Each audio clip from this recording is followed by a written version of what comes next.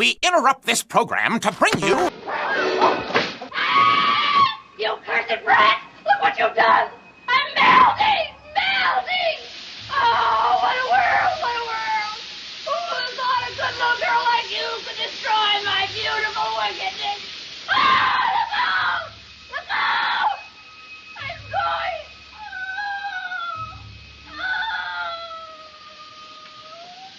You know, I'm actually convinced that INFOLD'S worst enemy is itself. Welcome back. This is an emergency video. It's not part of Valko Saga, though it might just replace this week's episode because, you know what? Screw it, because it's actually pretty good news. So, what am I talking about today?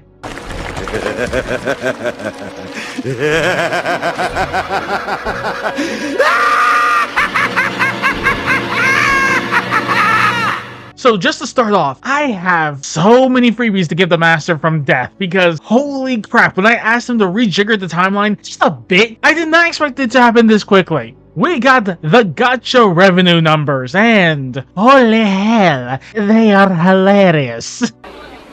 Well, we're waiting.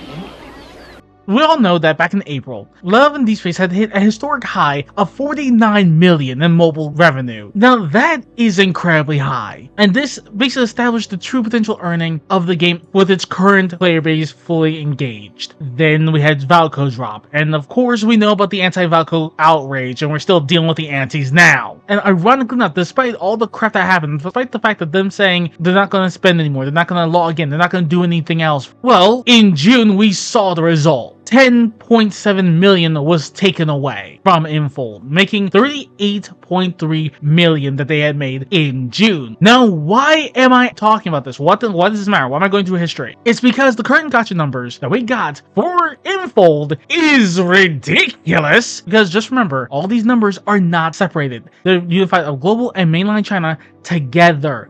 That's why. So together, in June, they made 38.3 million. During the backlash, which was incredibly loud with, over 600,000 negative comments, and we still know that there's a lot of crap that happened with that thing that is still being investigated to this day. But now, one thing that actually has to mention is that when it came to July, despite everything that happened, people still wanted to play the game. People still loved it until Valko was canceled. And then we got June's numbers, and it made basically those within the Bring Back Valko movement feel as if it wasn't worth it. It didn't matter because INFOLD was just going to listen to the antis and have been done. Global didn't have a voice. This month, things have changed quite a bit. We got July's numbers. And can you guess how much was made during this time? They made 10.3 million in the entire month of July. Simply cannot... They had a revenue collapse of $28 million in a single month to their lowest point. That is insane. Vindication! The silent majority who were upset about INFOLD caving into these crazy antis, that the game was not changing in order to provide more content in terms of story, in terms of getting gems, of fixing the bugs and errors, and those among the Bring Back Valko movement have stuck to their freaking guns and have dealt a financial impact that was nearly 3 times more devastating than the initial June protests and backlash. Order, sir. Sir! Captain! Fire! Fire! Fire!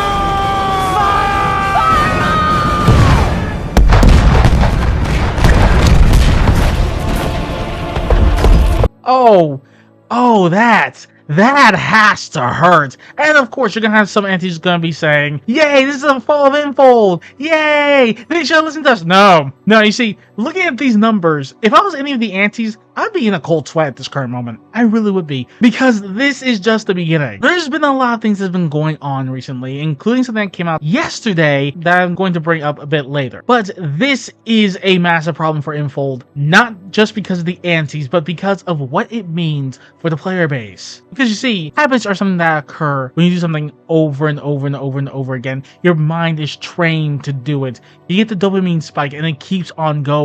going, rewarding you more and more until it's just something that you do absentmindedly. And gacha games are built on this daily repetition, the stamina burning, the daily quest, the material farming, to foster a psychological dependency. I hope some of you understand where I'm going with this. So, when the Bring Back Valko movement and those who were upset, the whales who were upset that Infold caved to these crazy aunties, forcing themselves to break out of the daily cycle, it literally started to cause the dopamine spike to taper off. The addiction that was formed by Infold. See, the thing is that gacha games need you to form an addiction to them. It's the only way they can continue to make money and continue to draw you in further and makes you want to keep on going more and more, to keep logging in, to keep spending, to keep doing more. If you don't do that, then after a few days, it starts to break the psychological obligation of maintaining a streak. And as a result, because of all these banners that Infold had been shooting off left, right, and center, it literally created a FAFO moment. The fear of missing out, which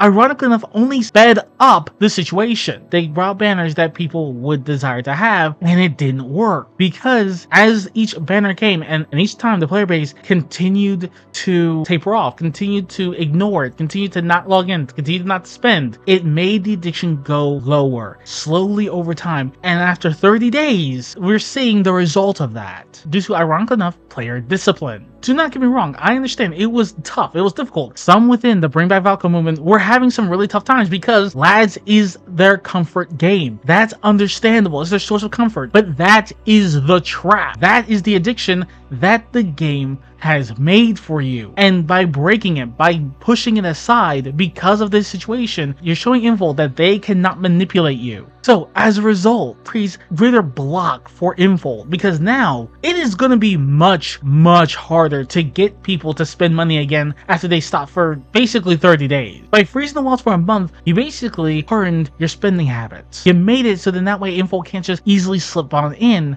and as a result, lowering the overall lifetime value of Lads because now they have to do something. They can't ignore this. And the problem is that once you start forming a habit, it's kind of hard to break it. Breaking that habit and keeping it broken is very easy, and it continues to snowball. By letting high value spenders break their daily habit loop, Infold is causing permanent retention damage that can bleed into the rest of the year, if not next year as well. Don't you think about it too long. You know what they say, he who hesitates disintegrates. And not only that, but this actually harms a great deal of what the Chinese government is trying to do, because here's the thing I mentioned earlier. The information that came out yesterday was that China is starting its first public service platform for game companies. So that way they can go global. This is incredibly important for soft power, and as I told you before, and they are trying to push for that. Lads was a soft power giant accidentally, because it's very difficult for Chinese games to become global. But now since they're pushing this, since the Chinese Audiovisual and Digital Publishing Association is trying to actually do this, showing how the domestic game market has reached 188.45 billion yuan year on year. They're basically going to start trying to push for more global players. They're going to try to push more games to go global. And this is only going to make it easier for them, for soft power, for wealth,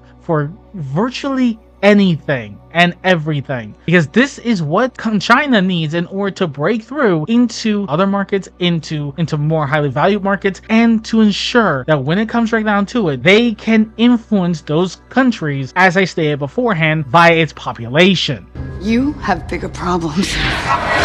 So all this with Infold is now going to start hurting them, and Infold will literally suffer for this because China needs them to get back to where they were, back to being that soft power juggernaut that it accidentally was. So how the hell do they fix this? Quite simply, with a number of steps. One, they bring back Valko as a fully romanceable playable character. That's definitely going to get a lot of people to start spending. And yes, I understand the answer's going to be like, you know what, Valko, shut the hell up. We didn't want any of this nonsensical bullshit either, but yet here we are. So deal with it. You're going to shove it down your throat. You damn human! Don't you underestimate me!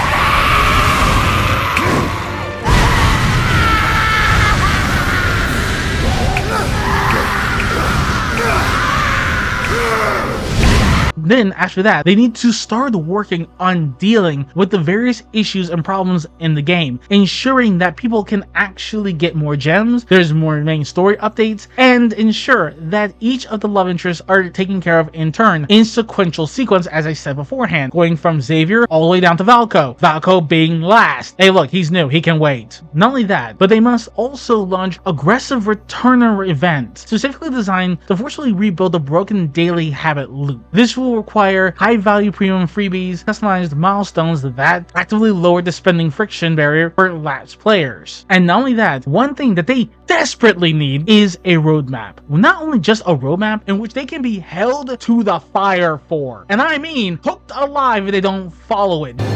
Perhaps I didn't make myself clear. I said supper is ready.